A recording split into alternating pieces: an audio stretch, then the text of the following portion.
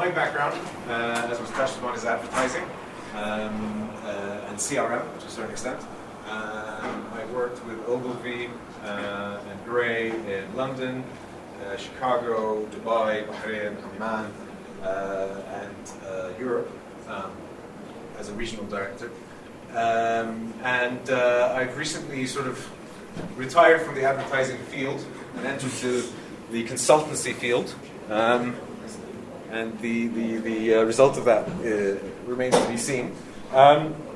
So what I'm going to talk about today is the business needs and marketing needs of interface design. Because I figured out in an audience of designers, they're going to be very sort of picky about these things. And then I'm like, well, they love Helvetica, don't they? Or do they hate it? I couldn't remember. In fact, there's a movie that's playing right now. Please don't go. About Helvetica. And I think I might have to watch it because I'm not sure, but I think there's a split in the design community, pro Helvetica, anti Helvetica. Anyway, I use Helvetica. Just so. Sam, there's another split about center type. Oh God, you're gonna kill me for design. It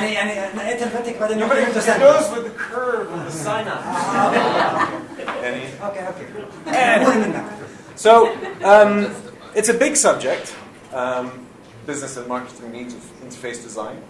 And I think the best way to go about it is talking about it in the context of CRM, which a lot of people have heard of, but very few actually understand. And these are the three areas that I'm going to talk about, how interface has a role in delivering on the objectives of those three areas. Customer relationship management, I find is actually a really bad term for what it is. I find customer profitability management, perhaps more an apt term.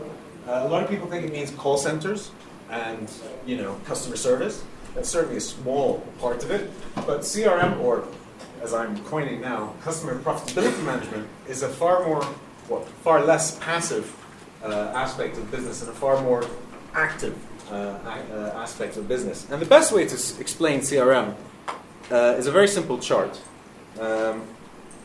If this, you imagined, was your brand, and within it are all your interfaces, your apps, your websites, your retail environments, anything that you actually interface with, and anything beyond this is the wilderness, traditional media, what have you. And here we have our people, the universe, in every market. And CRM aims to, one, try and identify through targeting, mostly demographic, perhaps competitors, usage of competitors' products, the suspects that we think we want to engage with, that think would appreciate the product or the brand that we have to offer. And then as we sort of lure them into this environment, we convert those to prospects. Oh, somebody liked us on Facebook. Somebody visited us. Somebody dropped their business card. Somebody went through our showroom but left. We think these people have a need to be engaged. Then you get the sale, and you start engaging them as a customer. And this is where CRM comes to its own. The idea behind CRM is to be able to identify who of your customers are the most valuable to your business.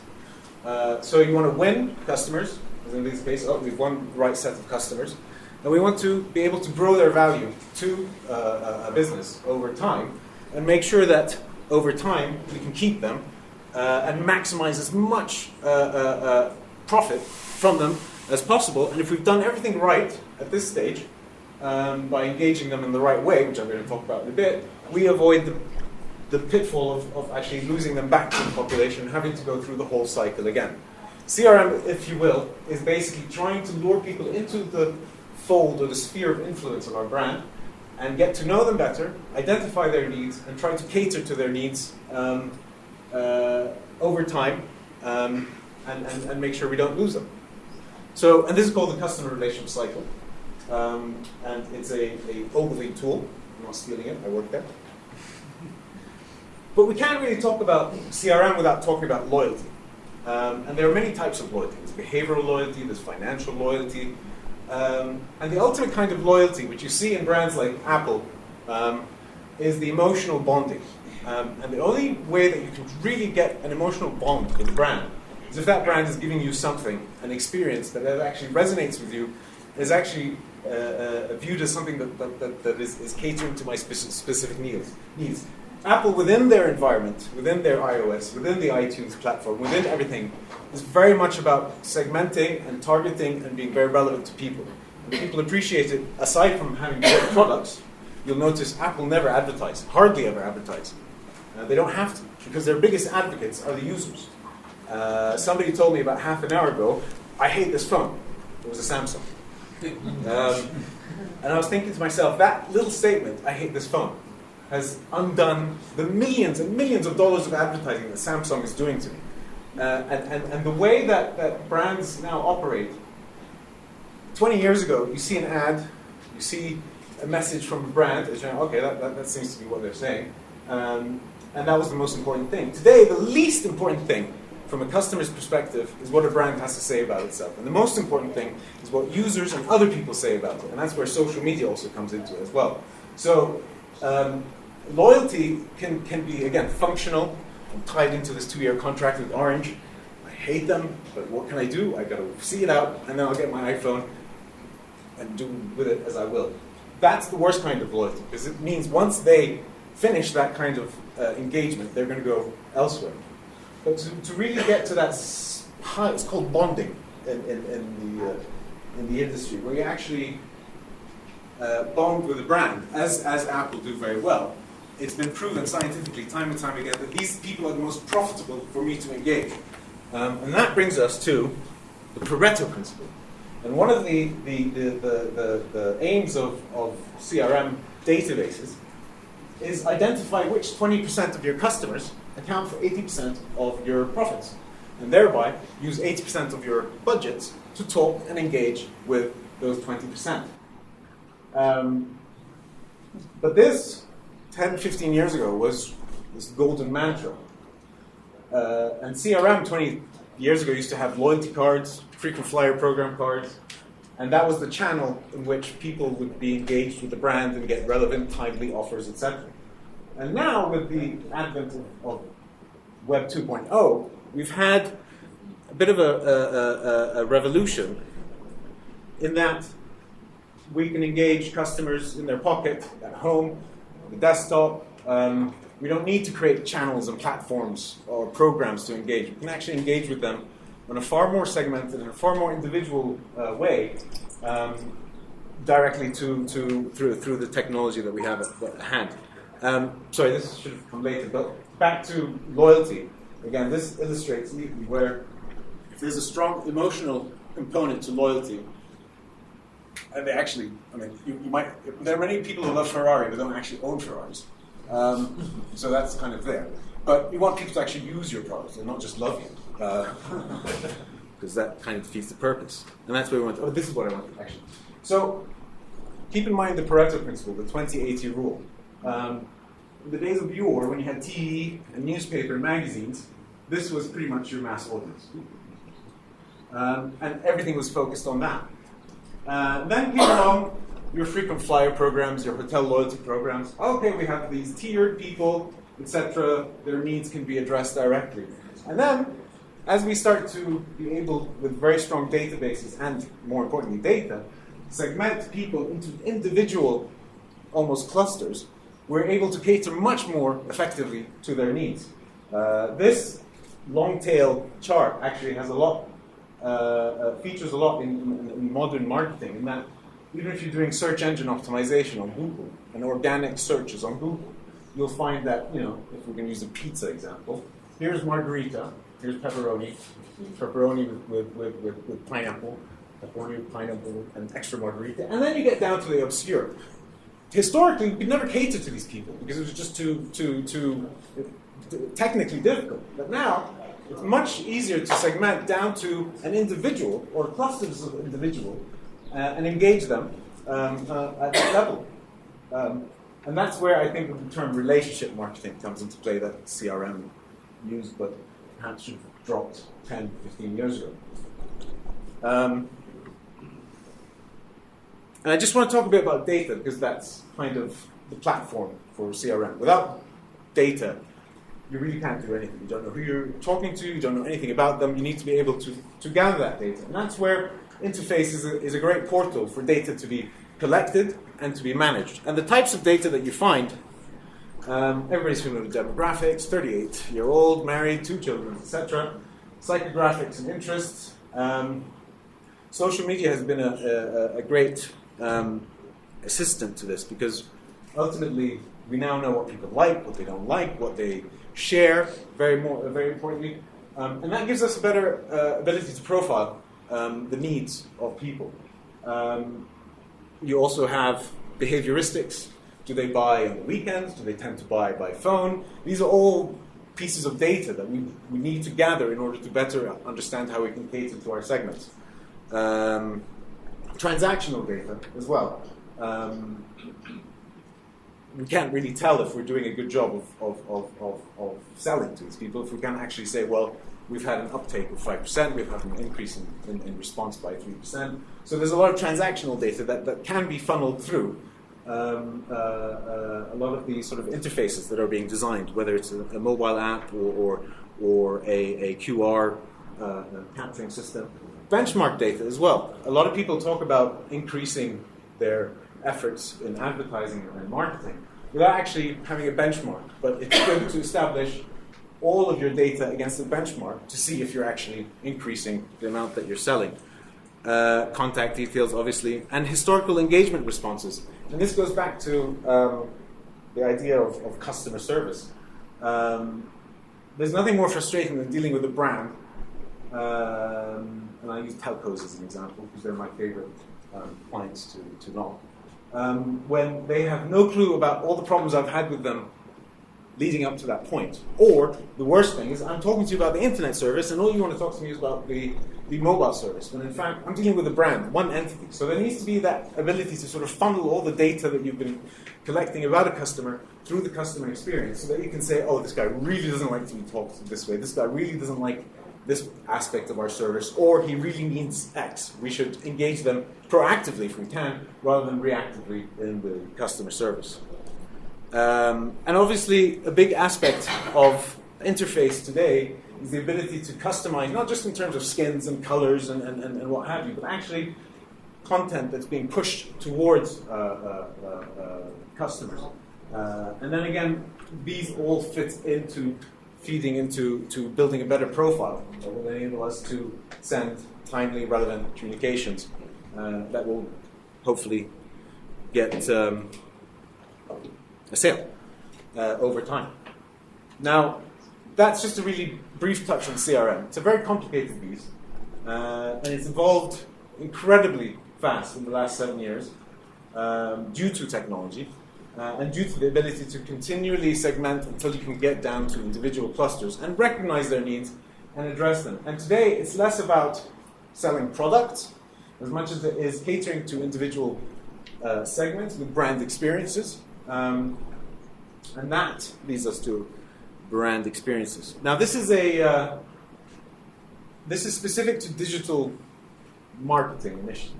And if you want to imagine that, okay, this is where we have all our interfaces in our own media. When looking at the bigger picture for marketing, you have to look at what your paid and earned media are. And social media, as you can see, has a big role in linking it all up. And that's where interface also has to be able to allow for sharing, for linking to all the social aspects. But as you can see, paid and search engine optimization being almost 40% of all effort that goes into paid marketing these days, as well as your digital advertising, etc., are trying to draw you towards your owned media. Earned media is all the good work that you've done, all the good word of mouth that people have been talking about you, all the positive reviews, all the great stuff that your customers, essentially your fans, have shared with everybody. Also, everyone is trying to draw you into that sphere of influence that a brand owns. And any interface has to consider that we're both funneling people from external sites, from Google, from all the search engines, and also trying to get people to read something great about us because it's been optimized, and then give them something to download, something to link to, something to go to. So it all is a big environment that needs to feed into getting people to come and engage, download our app, register on our website, visit our showroom, whatever it is. And then ultimately we start to sort of get them together, give us data. What a business would need for an interface strategy as well as the actual physical parts to consider when designing, and that is that we need to be very mindful of how data is a powerful tool to help better understand who we're talking to and what we need to tell them when we start to engage with them. Also, look at how not all customers are equal. We need to be able to differentiate. We need to be able to target those who have actual or potential profitability for us. So we have to sort of maybe offer a chance to create different interfaces for different groups that will help us talk to them in a more relevant and timely fashion. Content. The buzz term now is native advertising. People, and again, this goes back to every aspect. Loyalty is a big sort of. The idea of loyalty is that I'm not going to be loyal to you until you're loyal to me as a customer. So the best way to demonstrate loyalty is to say, I recognize your needs, I know what your life is about, and here's something unique to you that's going to make you feel, wow, these guys actually went beyond the call of duty, if you will, to actually come up with something that's relevant to my needs. And content is the sort of the golden nugget, if you will, that most advertising and brands, agencies and brands here lack. And that's what people are craving, actual valuable content. And the interface that people use is the perfect platform to exchange that content.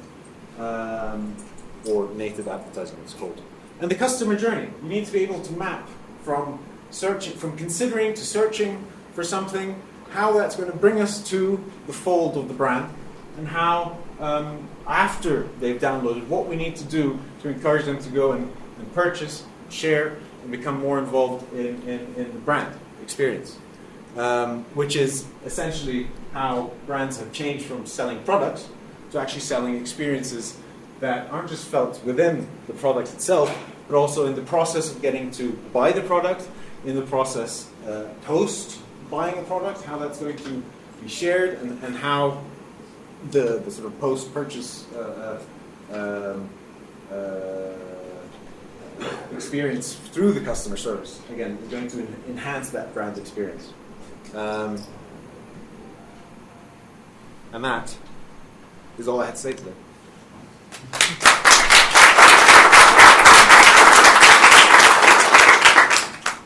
Any questions? Thank you for the talk. Every time somebody tries to explain marketing, CRM, advertising in a scientific way, you'll find, I'm definite that you face already that, you'll find somebody in the Jordanian market to tell you, you know, in Jordan it's different. Yeah. And the culture of impact here is different, and it works in a different way. You must be the only place in the world. Yeah. Did you find it really different? Oh, yes. Is there any difference? I stopped trying to sell CRM in Jordan about 6 years ago. I talked to all the big agents, all the big companies, brands in Jordan. They're receptive in principle, but I think it's the nature. This is another subject because it's the nature of the people you're talking to. If you talk to a marketing director whose only primary concern is keeping his job and not rocking the boat. And the other thing about CRM is invariably it's going to be a very long-term investment. You're going to have to build the database. You're going to have to start funneling all the operational side of the business has to change as well to deal with how you're engaging with your customers. So you're telling somebody in Jordan, okay, invest in some cases millions so that in 3 years' time your customers would love you more and you'll be able to engage them in a very happy marriage. And they're like, yeah, but I want immediacy. أنا وكيل. أنا بجيب البضاعة with ما ببيعه. Somebody else might come and become the new wakil for it. So why am I going to invest in something that's 3 years term? Because we don't have actually an economy, frankly. Everybody, 90% of the market is an agent for something. You're trying to sell something that's long term to somebody whose business plan is literally quarter by quarter by quarter. إذا راح الوكالة خلاص نجيب وكالة ثانية. And you're asking, and this goes also for CSR, it goes for all sorts of things. But sadly in Jordan, we are unique. Yes, we don't actually have an economy. We have I hate to say it, we have a lot of companies that are agents for other brands. So you're asking somebody to invest in a brand which is owned by somebody in Zurich or Tokyo, and it's a tough sell. Until we actually have brands, and there are a few companies here that do have homegrown brands. These are the types of clients that I try to talk to, but they have then other issues, such as the lack of immediacy of seeing the return on investment. Because it is fundamentally an operational change to help you deal with your customers, and it's just doesn't resonate. With the promotion, 20% off, I'll move, a few more products. That sounds sensible to somebody who's just an agent for a brand that he doesn't actually own. I'm sorry. Again,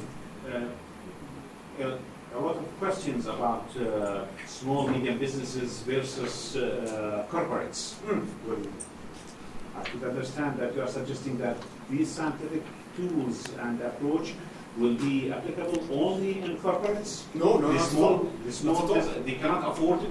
No. Well, at the end of the day, if you're a small business that has a small number of clients, especially business to business, the principle of differentiating between your customers happens anyway in this small environment. It's just about when you get to a certain scale, you have to automate it a lot more. So people are doing CRM whether they're conscious of it or not. بيجي زبون, they know him, هذا بفضل هيك, هذا ما بفضل. They're doing it anyway.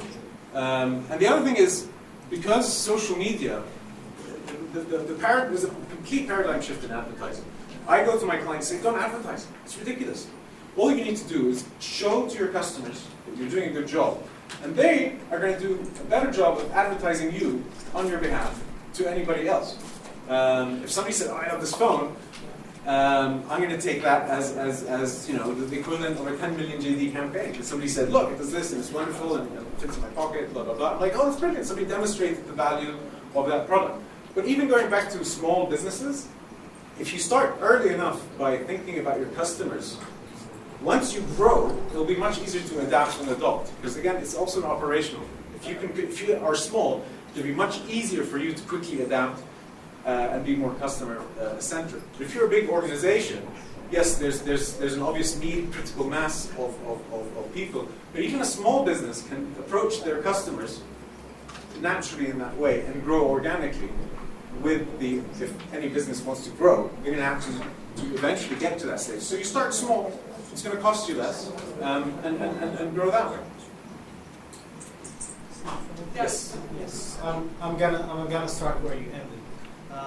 Now, if I'm a small firm and I have a very small strata of clients, how can I build such a CRM based on a little bit of that?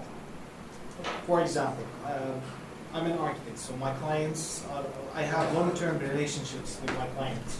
Sometimes it's 2 years. Within this long-time relationship with your customer, there are a lot of things that you need to connect and you need to stay upon while dealing with them. Because بالأردن واحد سهل يزعل منك إذا أنت طولت معه المشروع. How can you stay in line with your relationship as per you? Well, I think if your product isn't good, or there's something wrong with your service, then all this is going to do is just to make it's not going to do anything. So again, I'm making a lot of assumptions about the fundamentals of the business, but when growing organically, it depends on the scale and how many people we're talking about. But customers tend to grow exponentially with your business. So you start small and you grow, and then there comes a point of no return where you're like, there's no way we're going to collect data. But a lot of people say, and that was one of the issues here, it's like, oh, how are we going to do we have 50,000 customers. We don't know anything about them. How are we going to collect data about them? And that's one of the things that stops people from establishing a CRM system. But that shouldn't stop you, because as you go along, the legacy data is irrelevant. All you need to do is start engaging people in a different way, and that data will be funneled to you. And again, a lot of times people think that data is surveys. Data is actually asking the question. It's more actually observing how they behave, where they go, what they do. And with really good interface and technology, we're able to automate that whole thing without actually having to ask anyone. And if we can design systems that monitor what people think, how they feel, and what they do, and how they buy, and when they buy, and why they buy, without us having to go out to do it, then you've solved your problem. Because, again, the question that people fear is how do we have to go with a clipboard? And that's no, there's no clipboards. It's just about automating your operation to make sure that all the key information is being compiled so that you can strategically segment as time goes on. It's very organic. It changes. But you're totally dependent on the earned media. For a small company, the earned or paid. For a small company. For a small company, you're not depending on any paid media Right. because it's how much you build your own portfolio, your own projects, Yeah. and how much the customers they're talking about your product. That's how much you're successful. To a certain extent, yes. And that's true. I mean, Apple is a great brand. They make great products. They make great brand experiences. If Dell, no offense Dell, went and tried to do what Apple did, they'd fail because there's no customer going, I love Dell, and shaking their head to Dell. At the end of the day, all this advertising and marketing, if you don't build a business or a product or a service that actually offers some value, well, this is a waste of money. So I mean, I'm making the assumption that you actually have something worth selling and something that's going to be valued by your customers. So the earned aspect of it, and there is effort that you put into it. If I were doing press releases and encouraging people to review products, to share their experiences about products, comes down to actually having a good product. If you don't, then you're right. Earned is going to work against you. Earned is going to be blah blah blah, and nobody's going to come and interact. Nobody's going to like your Facebook. Nobody's going to actually register. Nobody's going to do anything. So again, assuming you've got a good product and a good service, then naturally everything else can be built upon that. Well, that's why it's very sensitive. I'm sorry. No, please. That's why it's very sensitive because كثير سهل يقول لك هذا حمار يعني ما عمل شيء. At the end of the day, you are totally dependent on the behavior of that's where. But you do control many aspects of that with the service and the product that you Of course, but some people, if you are Frank Lloyd Wright himself, they will hate you, and that's why because here.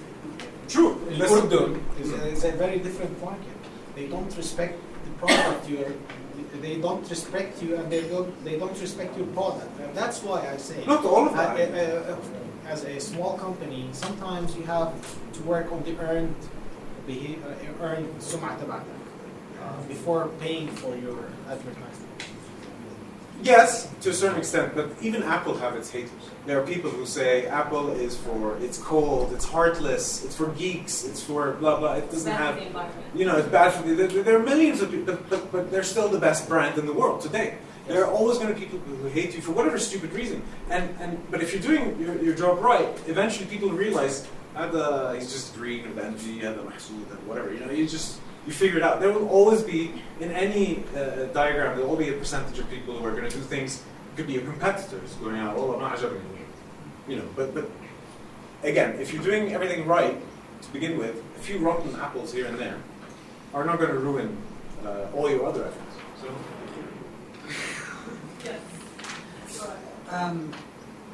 Sam, you said something that's actually quite, I would say, dangerous. Okay? Saying that we don't have an economy, we don't have an economy of locally developed brands. Okay, I largely agree with you, and that everybody is an agent or key. Okay,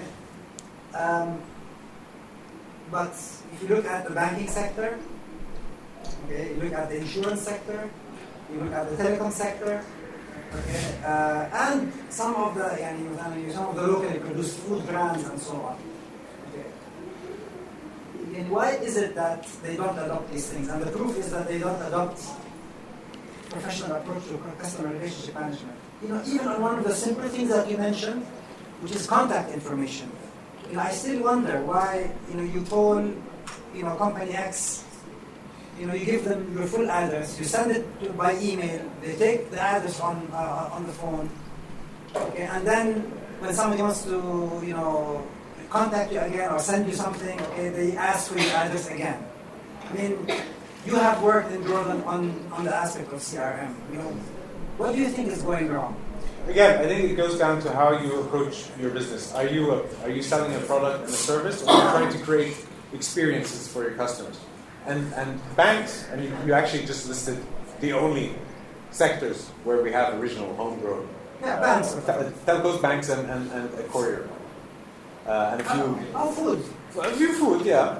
But the issue at hand is that they're not fulfilling the most basic of customer engagement strategies, which is when a customer gives you a piece of data, that's gold. You need to do something about it and make sure that all the other departments have access to that data, so that when they do engage you at another point, at another touch point, at another time, that is there for them to quickly sort of quantify which segment you fall under, how to deal with you. But they don't even do that most basic thing.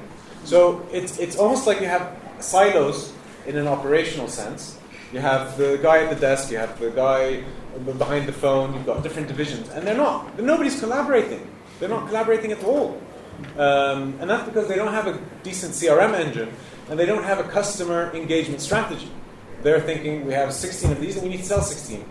If 16 sell it, and 85 people are unhappy, we don't care. We sold 16 that we want to sell. And this is a very short-term approach to how they manage their customers. And yeah, I think operationally, we have a lot of issues. And I could go through a huge list of anecdotal experiences. I'll give you one. I bought a car from Na'ul, took it for its first service. When I bought the car, they told me, just bring it to the showroom and we'll take it and bring it back the next day and give you a replacement car.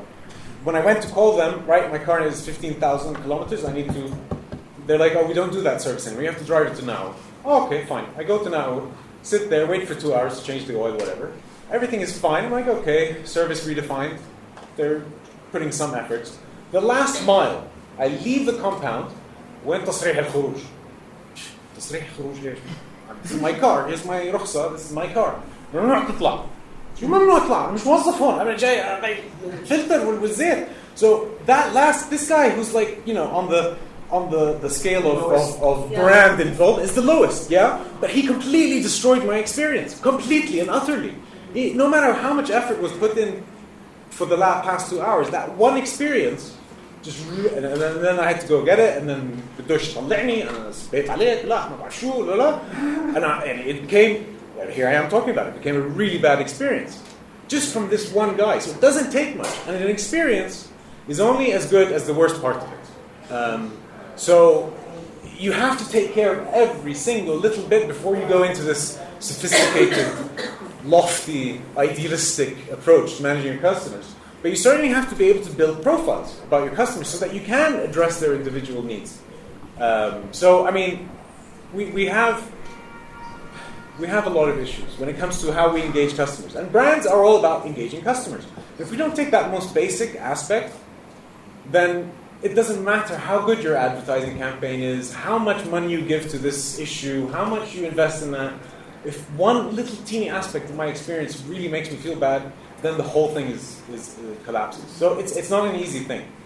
I'm also related to that question that we're related to CRM in Northern. One of the slides, you had multiple heuristics. Yes. And the bottom of the list. Bottom. Not bottom of the list, but it wasn't the first. Yeah. Maybe because what works for us, CRM needs to be modified when it works in Jordan. أكيد, yeah. Yeah, for example, when it comes to interface design, like people here weren't really used to writing reviews for that cases related. So you needed to add this behavior and then launch into the web application or whatever. So maybe this is, what do you think about that? Maybe this is why it's not that obvious that marketers get these interface design. Maybe it's just a matter of adding a behavior that doesn't exist now, and then we have to.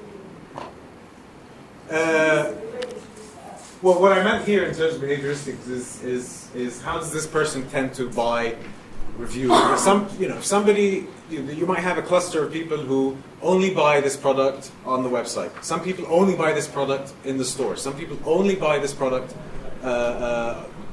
through their secretary. There's all sorts of behavioristics that you need to take into account. And every market is unique. Every market is, maybe one particular client has a huge demand right after Salat al-Jum'ah, during weeks when there are protests. Jews knaf or something, who knows? But these need to be taken into consideration. But I wouldn't say that, if I understand you right, that we're so unique that we have to reinvent CRM or business or anything. I don't know if I answered your question. We can talk. Any more questions? Thank you.